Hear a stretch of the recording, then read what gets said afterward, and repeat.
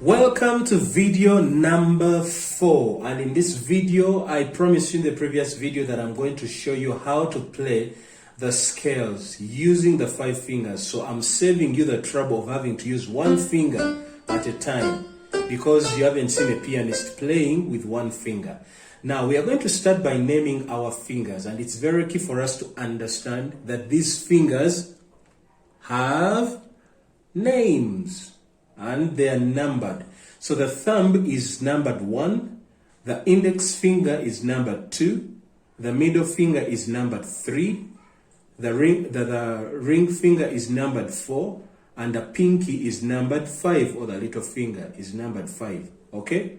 So for those who did nursery for the little children, this is daddy finger, mommy finger, brother finger, sister finger, and baby finger. So your daddy finger is number 1, your mother finger is number 2, your brother finger is number 3, your sister finger is number 4, and your baby finger is number 5. The same here. The thumb is number 1, 2, 3, 4, 5. So both on the left and the right, that is how it goes. That is a numbering.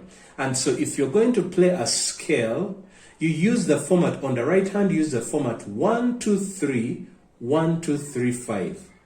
1, 2, 3, 1, 2, 3, 5. And there's a reason for that. You only have 5 fingers, but 8 notes to play in a scale. I say that again. You only have 5 fingers, but 8 notes to play in a scale. 1, 2, 3, 4, 5, 6, 7, 8, but you only have 5, all right? So number 1, you stretch out your hand horizontally and then position your fingers in a claw format, like a cat's paw, all right? And then place a finger, assign a finger to each note, okay? 1, 2, 3, 4, 5, all right? Assign a finger to each note. Now, this is going to be a bit difficult if you're just starting out, but there are some finger exercises I'll give you. Let me first show you how to play a scale, and then I give you some finger exercises at the end of it. So as you practice, at least you also have a scale to practice. So I've mentioned to play a scale, you use the 1, 2, 3, 1, 2, 3, 4, 5 format. Okay? So that means you play you press the thumb, then the next, number 2, number 3, and while you're doing that, your thumb passes over to meet number 4, not number 4. Alright, see, the thumb, the index finger, the middle finger, then the thumb. So that means your wrist starts to move freely. Thumb, index finger, middle finger, then thumb, then you bring back index finger, middle finger, ring finger, pink finger, okay? Now, see, I'm trying to keep the fingers close to the buttons. I'm not playing like this. No. Or trying to do this. Keep them straight so that when you're playing, you keep it all flat. 1, 2, 1, 2, 3, 1, 2, 3, 4, 5. Let me go very slow.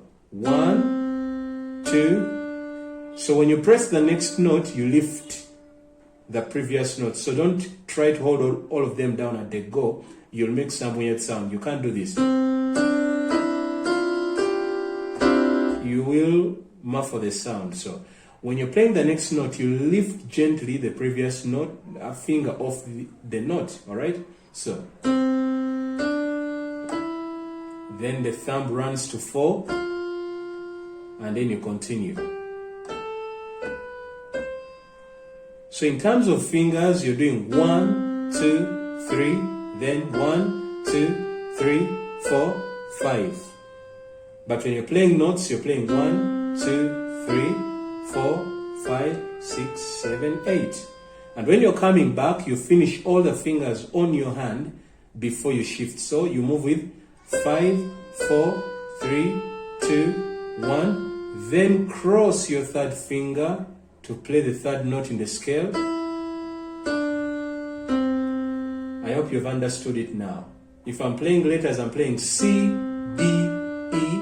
The thumb goes on F, G, A, B, C. When you're coming back, C, B, A, G, F, then bring your middle finger to play the E, then D and C. That works almost on any scale, but there are some unique scales whereby you have to do a bit of a change for convenience because the thumb can't fly way up. And one of those scales is a scale of F.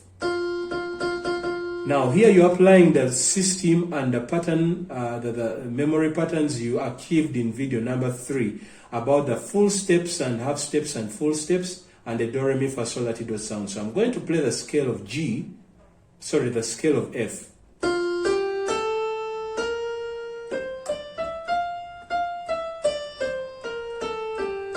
So you've heard the sound. But you notice that on this scale, because the fourth note is far away from the thumb, you can't force the thumb to go up there. So it's better you play with the fourth finger. So look at this.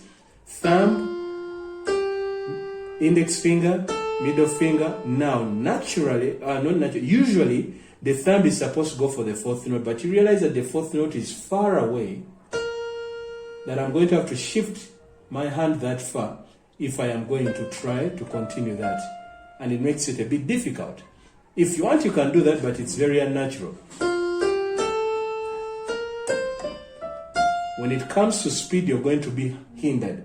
So better to play, apart from the usual pattern of 1, 2, 3, 1, 2, 3, 4, 5, in this scale of F, you're going to play 1, 2, 3, 4, 1, 2, 3, 4, where the thumb goes on the fifth note. So you play thumb, index, middle, ring, then thumb, index, middle, ring. And when you're coming back, it's the same. All right? 4, 3, 2, 1. You cross your fourth finger to hold that B flat. I hope you've got it. That is a major area of difference. But most of the other notes, you follow the same pattern. C. If I go to D, you notice my crossing. If I go to E, if I go to F, that's the change. If I go to G, that's the same. 1, 2, 3, 1, 2, 3, 4, 5. If I go to A, 1, 2, 3, 1, 2, 3, 4, 5. If I go to B, 1, 2, 3, 1, 2, 3, 4, 5. So you notice they're all following the same. Now, that's part of the exercise.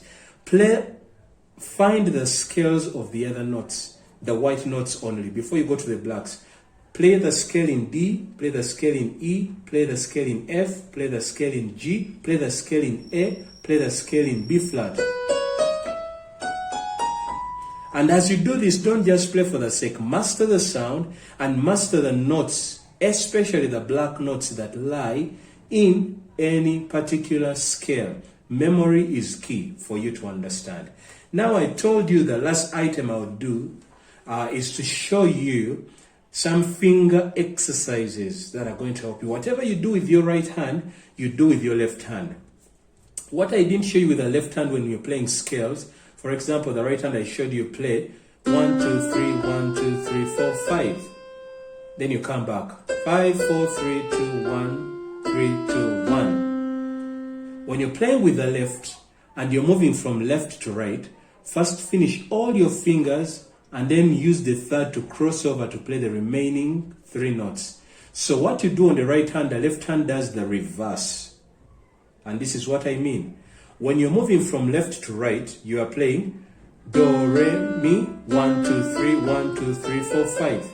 But what you play when you're coming back, in terms of numbering, is what you play when you're moving from left to right if you're using the left hand. So coming back is 5, 4, 3, 2, 1, 3, 2, 1. And that 5, 4, 3, 2, 1, 3, 2, 1 is what you use when you're playing with the left hand. You see? 5, 4, 3, 2, 1, 3, 2, 1.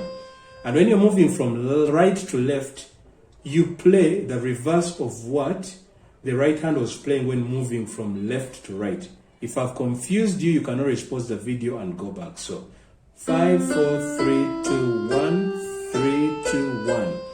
When you're going back, down is 1, 2, 3, 1, 2, 3, This will be very helpful when you start using both hands to play. Lastly, let me show you a finger exercise that will help strengthen your fingers. We call it strengthening, giving your finger dexterity. So you place your fingers on the C scale and assign each note a finger and then lift it up in a claw position, all right? Make sure your hand is straight. Don't overlift it or bend it low. Keep it straight. You play one note at a time. You don't press the next note unless you've removed your finger off the previous note. So we start with the thumb. The rest are resting on the other neighboring notes or buttons without pressing in. You just rest them on. So let's do this. Thumb first, lift. The next is index finger, lift. The third is middle finger, lift. The fourth, the next is ring finger. And the next is pinky. Now, it looks easy when I'm playing it, but if you're a learner, you realize that fingers are fighting to go back down together because they haven't yet learned how to be individualistic in their playing or independent. So it's going to take you a while. Please practice and practice and practice. If you do what I tell you, you're going to learn piano in a short time. So practice. 1, 2, 3, 4, 5, 4, 3, 2, 1. 1, 2, 3, 4, 5, 4, 3, 2, 1. Take it as slow as possible. When you've done that 4 times, you stretch out your fingers a bit and then go back to it. What you do with that, you do also with the left hand. Okay, you hold your left hand.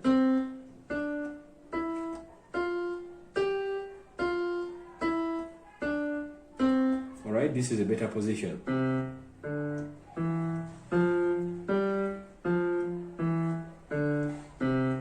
All right, you see that? Take it as slow as possible. So you do 4 times and rest. When I mean 4 times, this is what I mean. 1, 2, 3, 4. Then you try with the left hand. 1, 2, 3, 4, 5. I've gone as far as 5. And that's enough.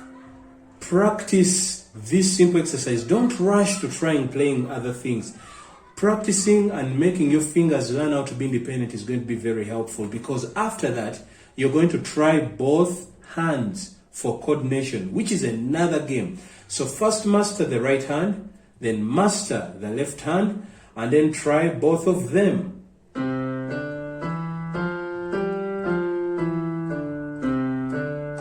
Keep the fingers close to the buttons and keep the hands as flexible and straight. Don't move them around a lot, but keep your wrists very flexible.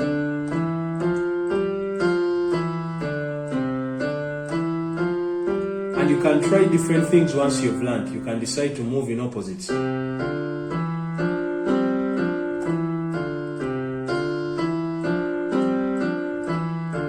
That is the freedom of doing this when your fingers have developed their independence and dexterity. So please practice this before you play scales. So you first do these exercises, then you go to practicing scales.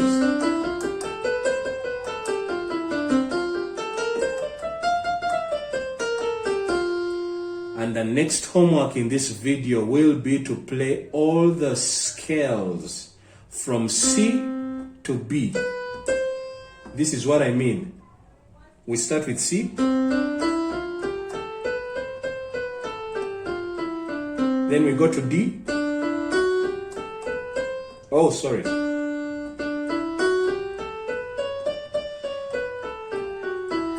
We go to E.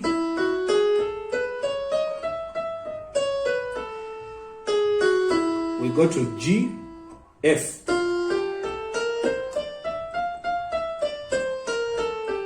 Then we go to G.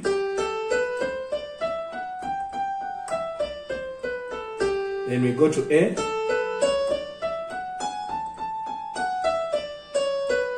Then we go to B finally. And C. So you take it as slow as you can, and once you're done with that, then you're ready for the next video number 5. But practice every day, and you are going to be successful with this. All right, until next time, cheers.